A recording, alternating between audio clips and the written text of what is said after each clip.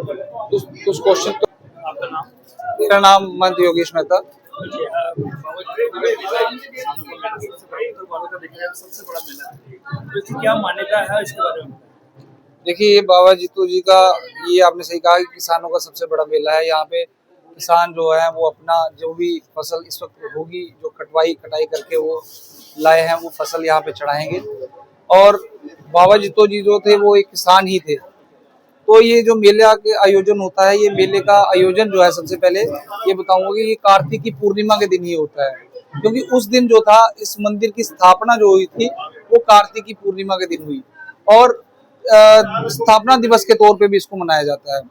तो बाबा जितो जी जो थे वो एक घारकोट जो स्थान है, अघार जितो के नाम से भी आप प्रचलित है, कटरा के पास, वो उनका जन्म स्थान था बाबा जितो जी का।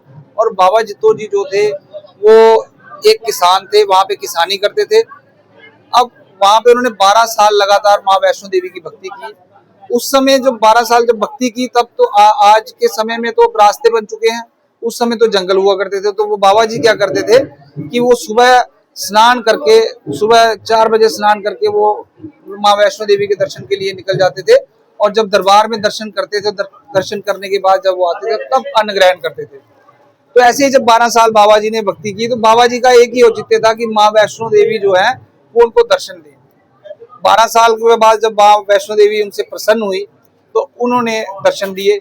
तो उन्होंने कहा कि बाबा जी को जब पूरे साक्षात दर्शन दिए तो उन्होंने कहा कि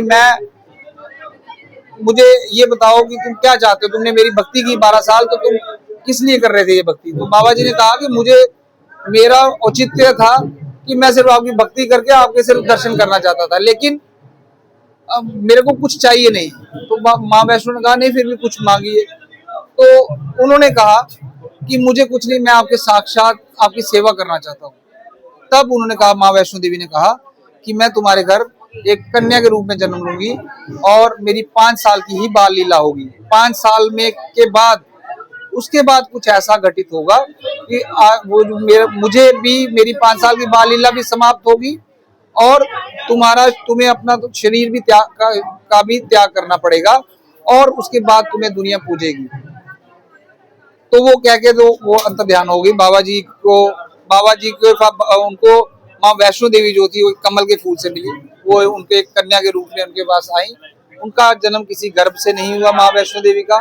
और जब वो यहाँ पे आई तो वो बुआ कौड़ी, बुआ दाती, बुआ झिड़ी वाली अलग अलग नामों से प्रचलित हुई।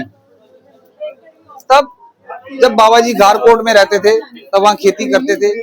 तो किसी कारणवश उनका कोई जो उनकी चाची थी, उसने उनके बेटे थे, 7 बेटे थे, तो उन्होंने बाबा जी को मारने की कोशिश की। क्योंकि वहां पे जो उनकी बाबा जी की घारकोट में जमीन थी, जहाँ पे घार जितो स्थान बना हुआ है, वो नहीं बाबा जितो जी की जमीन थी। तो उसमें दो ही परिवार थे, एक बाबा जी का परिवार था, बाबा जी की माता थी, और दूसरी इनकी चाची थी जिसके 7 बेटे थे। तो उनको ये चीज बड़ी खलती थी कि 7 जो है वो 7 भाइयों में बांटनी पड़ेगी और जो जमीन अकेले बांटनी पड़ेगी। ठीक है, तो वो चीज जो थी उनको बड़ी खलती थी। तो उन्होंने फिर क्या किया कि उन्होंने बाबा जी को मारने की कोशिश की, और लेकिन माँ वैष्णो देवी ने उनको बचा लिया। तो उन्होंने फिर वो जो स्थान था वो वहां पे उन्होंने छोड़ा और यहाँ पे आ गए। और यहाँ पे आके बाबा जी ने जो राजा थे यहाँ पे उनसे जमीन ली। उनके साथ एक पैक्ट हुआ कि 1/4 शेयर जो होगा वो राजा का होगा और 3/4 शेयर जो होगा वो बाबा जी का होगा। लेकिन जब यहाँ पे कनक हुई, गेहूं हुई, वो इतनी ज्यादा हुई कि मतलब उनको, जो उनका वजीर था राजा का, उसको वो लालची हो गया और उसने सारी भरना शुरू कर दी।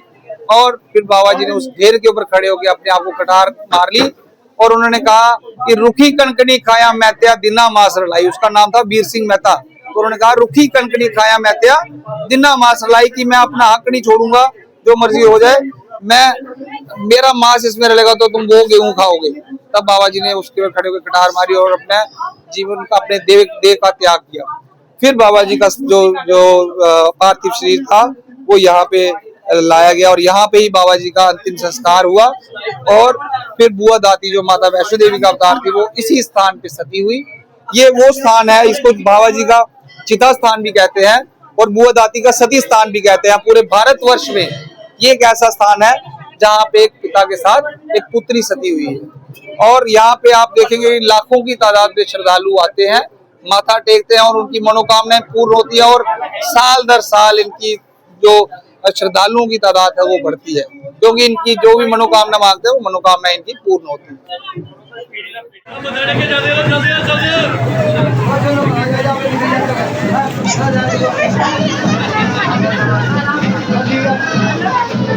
पूर्णिमा के दिन काफी रश होता है, हजारों का, लेकिन ये जो कार्तिक की पूर्णिमा है,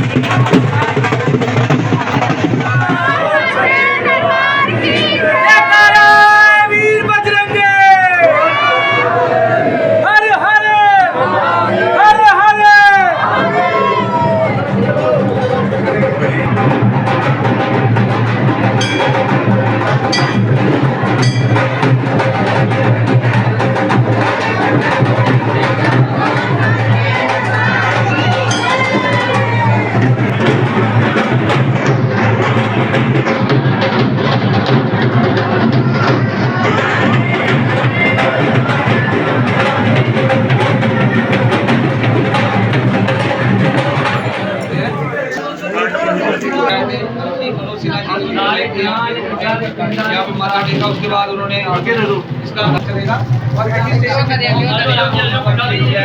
जितना भी सामने यहाँ पे जो सारे पानी नहीं